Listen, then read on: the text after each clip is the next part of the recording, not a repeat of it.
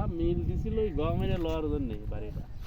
ওই বাড়িটা থাকলে আমার যদি মানিকি যাই বা আমি যাই কত ফরওয়ার্ড হয় আমার আরামে থাকেন। আমার কাপড় লাগে দেওয়া লাগা নেই দাদা, বিশ্বাস করবেন?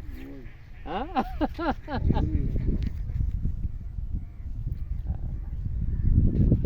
আপনাদের সম্পত্তিগুলো এইভাবে ফরফিটেড হয়ে গেল। হ্যাঁ একটা সম্পত্তি ধরে রাখবে, একটা সম্পত্তি ওই যে বয়সল আবাদ করে, ওই যে আমার দাদির নামে 28 বিঘে, দাদির নামে 28 বিঘে কীভাবে গমের